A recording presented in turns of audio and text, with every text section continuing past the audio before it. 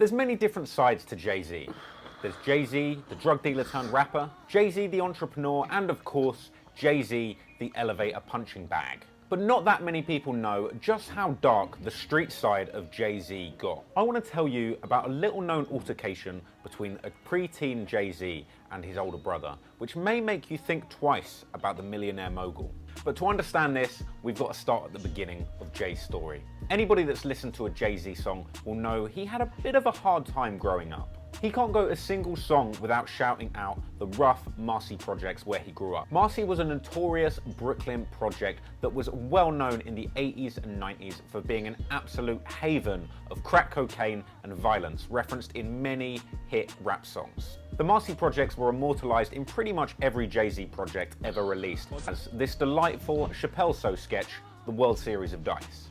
Good evening, ladies and gentlemen, and welcome to the Marcy Projects here in Brooklyn, New York.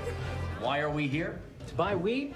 When you think about it, so many good rappers have built their career on having great. terrible childhoods. I kind of can't help but resent my parents for not dropping me off at age 12 with a bag of crack and a notepad in one of the rough estates in London so that I could have grown up to be one of the greats too. Now, what separates Jay from everybody else that made music during this period is not only was he able to flip that rough background into something positive, turn himself into a success through music, and be able to make all the money, get all the girls, and have all the overpriced jewelry and cars that all the other rappers had, but he was able to take it to that next level and build an actual multi-million-dollar business enterprise on all of this.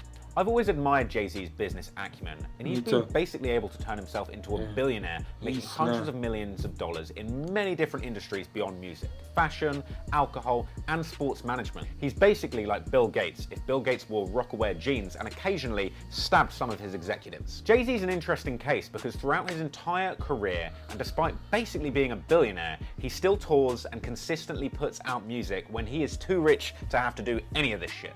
I mean, how can you knock the hustle of the guy that literally wrote the song, You Can't Knock the Hustle? I remember back in 2004 listening to Black Album, which is probably the best album of all time. If you haven't heard it, you better go and listen to it. And the whole album was basically about Jay-Z's retirement and this being his last album ever. And from that point, Jay-Z went on to have one of the most successful retirements of all time. He's technically been out of the game for 14 years, and in that time, he's put out 7 albums, 6 of which have gone to #1, and he's gone platinum 8 times over. Now that's pretty productive for a retirement. All my granddad's been able to do is plant some tomatoes at his allotment, and those are not going platinum anytime soon, despite what the local fair would have you believe. So throughout his entire career, he's contrasted his entrepreneurial success with his rough upbringing and created so many anthems of positive empowerment for people to enjoy.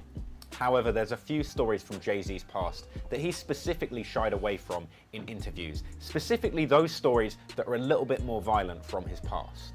As well as that, he's also suspiciously reluctant to talk about any of the early songs in his career, such as when he used to be part of a rap group called Original Flavor and when he appeared in this hit song Hawaiian Sophie. So you might be familiar with the story from the title of this video if you're a diehard Jay-Z fan, but if you're a casual listener, chances are you'll have never heard this before and you'll have never heard him speak about it before either. Jay-Z went as far as to flat out refuse to answer a question about this during a CBS interview that went on to actually win an Emmy Award.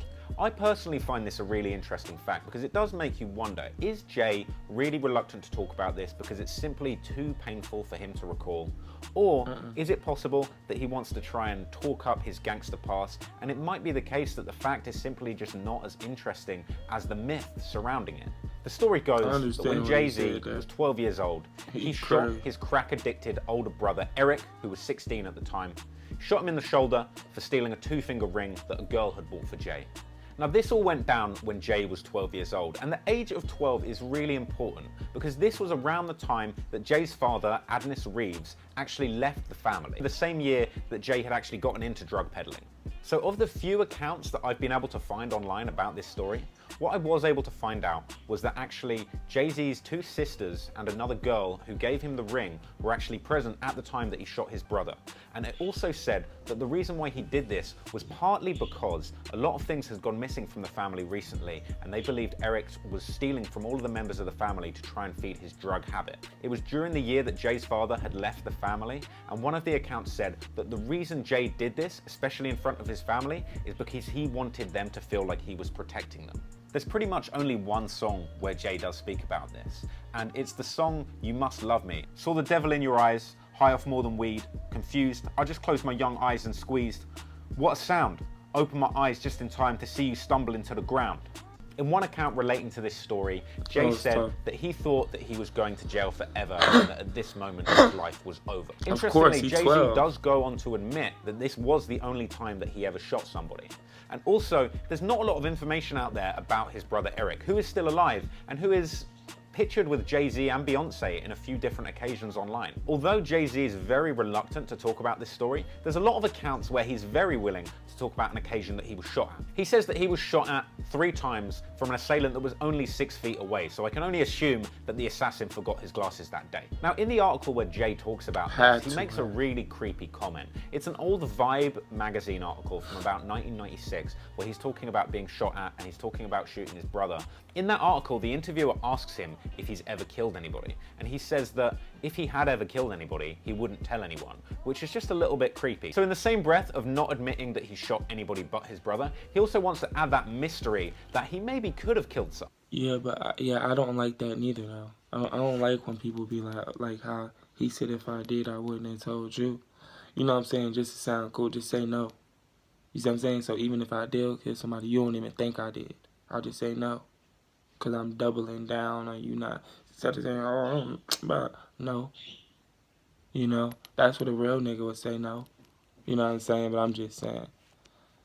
I mean, talk about having your cake and killing it too. I don't want to make the case that Jay-Z's a liar or that these stories have been embellished. But I do think it's interesting the way that he's handled this story over the years. In modern day rap, you've got guys like Rick Ross who are basically portraying this image as this big drug kingpin, even though everybody knows that it's not true. Everybody knows that he used to work at a prison, and the fans just don't care because the music's good. People like Rick Ross and all of the modern artists these days come from this era where, and I'm going to make myself absolutely die of cringe here, where street cred is not really as important as it used to be. I mean, the fact that the phrase street cred is never really used anymore and it's completely cringeworthy is definitely a testament to how little people care about it nowadays. Don't get me wrong, I mean, there's some artists whose backstories and street creds and crime sheets have made them popular. If you look at Tay-K and what he did with The Race, that guy was literally on the run from multiple murder charges is the reason that he blew up. But that's a specific case and that's not mainstream the song was fire, hip-hop crossover music. If you listen to any song by Lil Pump, the guy would have you believe that he's literally been moving bricks of cocaine. But anybody who looks into him can see that he's basically been a full-time musician since he was 13. But the difference is, Jay-Z comes from the era of realness, where people actually need to live the things that they rap about. For me, I could actually care less whether Rick Ross actually sold drugs, or whether Jay-Z actually murdered people, or whether he actually shot his brother. Being the entrepreneur that he is, you can definitely make a business case as to why he's left this so ambiguous. By keeping quiet about this story for all of these years, he lets the listener decide how real they want it to be, and he gets the best of both worlds. If you want to believe the stories and gossip behind Jay's street background, and if that makes the music more enjoyable to you, then you can believe that. But if you'd rather just believe that it's a well put together story to give more context to him as an entertainer, you can believe that too. But whether or not you believe all of the street stories surrounding Jay-Z, there's one thing that's undeniable, and that is he is one of the greatest rappers of all time. My fault, y'all. I'm making jelly beans. I do fuck with Jay-Z a lot. I like his work mentality. He's a real hustler. You feel me? I fuck with it. Do I believe he was killing people and stuff? No. But I believe he done, you feel me, he lived that life. Because nigga, that's where he came from. I was that nigga was selling drugs, and y'all know what come with drugs, y'all know what come with. So like, does he have to kill somebody? No. You know what I'm saying? All that really matters is you made it out of poverty. You know what I'm saying? Nobody cares. I don't feel like you get stripes for, you know what I'm saying? It's just, you know what I'm saying? There's one thing I say is like officers and shit like that, but them niggas carry bodies all the time. Do they run around and say I caught 3, 4 bodies? They don't. They're like, They don't even want to. They don't even want to claim them. They're like, ain't you the one that killed that? Nah, nope. Meanwhile, everybody else out here trying to run around like it's nothing. You know. My grandma could shoot somebody, so it's like get a bag. That's really all that matter the whole time. You know what I'm saying? But y'all leave y'all comments down below if y'all enjoyed the video. If y'all leave a like, subscribe if you're not. I would appreciate that. Till next time.